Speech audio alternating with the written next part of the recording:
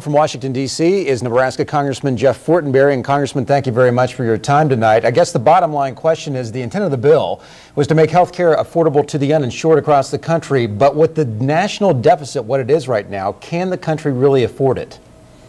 Well, I think that's an excellent question, and I wish that would have been debated more thoroughly. I think we need the right type of health care reform, but health care reform that's going to help all Americans by reducing costs and improving health care outcomes, and while we protect vulnerable persons. But a substantial part of this bill is just shifting costs to more unsustainable government spending, and it will reduce health care liberty. So that was one of the major concerns as to what this impact is going to be on the federal debt.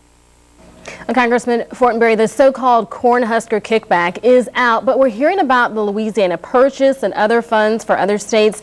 Did Nebraska lose out, and was what Senator Nelson helped author such a bad idea after all?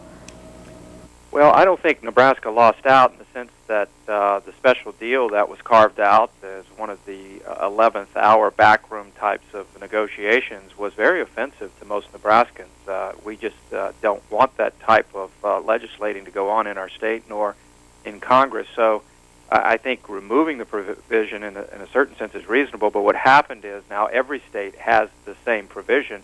And this is part of what we were talking about earlier of the shifting cost to more and more unsustainable government spending. Half the bill is an expansion of the Medicaid program, and again, there is a strong trajectory there of unsustainable spending at the federal level, and that's one of the difficulties here. I think you could have framed the whole health care debate differently by getting underneath the true cost drivers that are affecting the affordable options for small businesses and many families. And it would have been my hope that we could have worked on a bipartisan basis to get that done.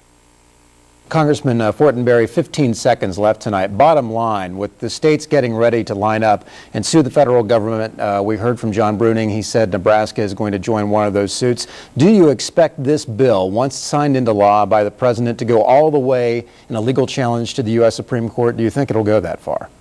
Well, it certainly, there seems to be momentum for these types of legal challenges. It's my understanding that Idaho already passed a law that said it won't allow for a mandate of health insurance in its state, and this concern is coming organically from across the country through many attorney generals in other states as well.